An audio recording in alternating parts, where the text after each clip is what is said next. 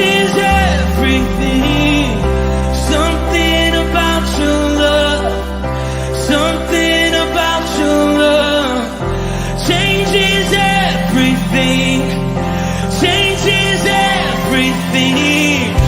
Something about your love, something about your love changes everything, changes everything. Something about your love, something about your love changes everything, changes everything. Something about your love, something about your love changes everything, changes everything. Something about your love, something about your love changes everything. You turn my morning into dancing. You turn my morning into dancing. You turn my morning into dancing. You turn my morning into dancing. 'Cause your love changes everything. Your love changes everything.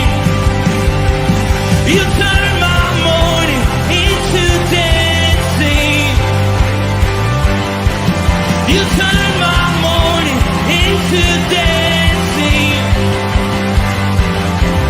You turn my morning into dancing. 'Cause your love changes everything. Your love changes everything. Oh, there's something about your love, something about your love changes everything in my body. Oh, something about your love, something about your love changes everything. It changes everything. Something about your love, something about your love changes everything. It changes everything. Something about your love, something about your love changes everything, changes everything. Something about your love, something about your love changes everything. Something about your love, something about your love changes everything, changes everything. Something about your love, something about your love changes everything, changes everything. Something about your love, something about your love changes everything. You turn my morning into dancing. You turn my morning into dancing. You turn my morning into dancing. You turn my morning into dancing. You turn my morning into dancing. Something about your love, something about your love changes everything. Good morning, rooted men, and happy and blessed Monday morning. Hope you're having a good morning today so far. Blue sky, sun is out. Should be a little bit warmer today. Hope you have a chance to get out there and be a part of that. Hope you were blessed by the service and Bible study yesterday. Happy Mother's Day to all the moms out there. Hope you guys honored moms. Let's see who's on board, and then we're going to get busy in Galatians chapter 5. There's Steve Giroux. Good morning. I'm out there on X. Chris Connolly, good morning. Ken Gooch, good morning, fellow brothers in arms. Chuck B, shalom, men of God. All right. Well, I can see there's more out there, but maybe they will let us know who they are in a minute. I'll check them after the devotion. Let's see. Let's add the reading to the stage. I'm going to go back a few verses. Steve did Friday. He did a portion of this Galatians thing, but I want to use the words, the things, the verses that he looked at. I want to use them as a running start into what I want to do. So, there we go. And we're going to go to verse 26. Keeping in step with the Spirit. But I say, walk by the Spirit, and you will not gratify the desires of the flesh. I want, as was pointed out, look, we talk about two kingdoms and we talk about two natures, and Paul here is like referring to them like everyone understands. If we walk by the Spirit of God, that's feeding our new nature, this immortal nature that's heaven bound. If we gratify the desires of our sinful flesh, our old nature, well, that's going to be death, right? So, but I say walk in the Spirit, which makes perfect sense, right? That we should strive to walk by the Spirit. Hence, we firmly root ourselves in God's unconditional love and his eternal truth so that we can not gratify the sins of the flesh. For the desires of the flesh are against the Spirit. Listen, they don't cooperate. They're not like really close to each other. They're opposites. One comes to steal, kill, and destroy. The other one is that we might have life and have it abundantly. So our flesh is at war with our new nature, and our new nature is at war with our flesh.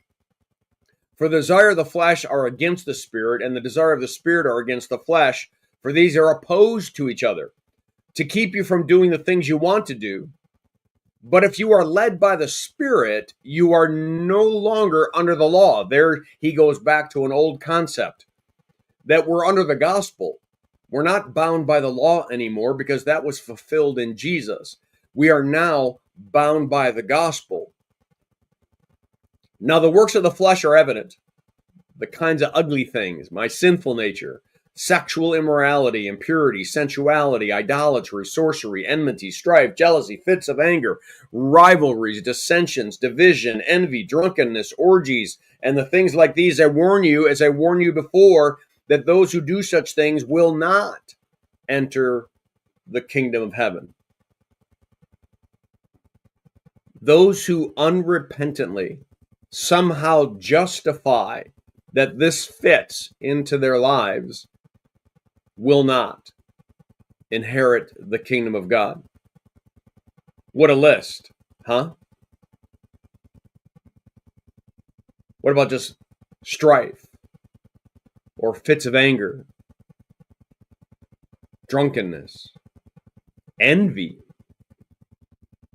I mean, some of them are flat out like boom, but others are,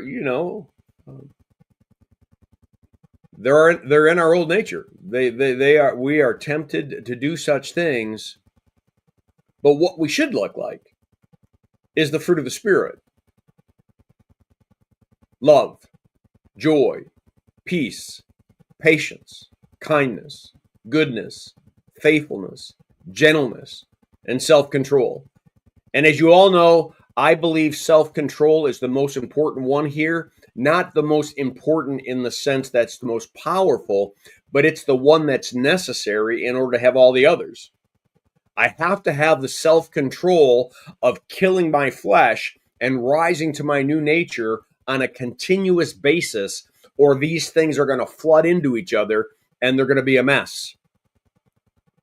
And it's this love, joy, peace, patience, kindness, goodness, faithfulness, gentleness, self-control that people should begin to see in us. Hence, when we say, let someone see Jesus in us, that's it. You don't have to preach the gospel. You don't have to put a sign on saying, I love Jesus. You don't have to wear a massive cross over your chest. You need to love, joy, peace, patience, kindness, goodness, faithfulness, gentleness, self-control, and they'll know something's different about you, right? Those who belong to Christ have crucified the flesh with its passions and desires. We've crucified this old man. This old man, we keep killing this old man at the cross so the Spirit of God can give life to our new man. Verse 25, if we live by the Spirit, let us also keep in step with the Spirit. Well, of course we want to live by the Spirit. So let's keep in step. What does that mean? That we're rooted in God's love. We're rooted in His truths. Our words and our actions and our lives are reflective of the truths of the gospel. Love, joy, peace, patience, kindness, goodness, faithfulness, gentleness, and self-control are part of our very existence. It's what our spouse sees in us. It's what our family sees in us. It's what our kids sees in us. It's what everyone sees in us, because we are fighting the fight to kill our old nature so that we might rise in our new nature. Let us not become conceited, provoking one another to envy, or envying one another. The idea is we're walking each other home, gentlemen. It's not a race to the top as who's playing king of the hill. We're all on the top. Let's make sure our fellow brothers and sisters are coming onto the top of that thing. And so we're walking each other home as we continue to encourage one another to die to the flesh. Allow the Spirit of God to give our new nature life. And now let's learn to crawl and to walk and to run and to live in that new nature. All right, I'll leave it at that. Let me see if anybody else came on board here at the end. No, I don't see anybody letting us know. All right, guys. I hope that this devotion was a blessing to you. Have a great day. Make it a firmly rooted day, and may someone see Jesus in us today. Peace.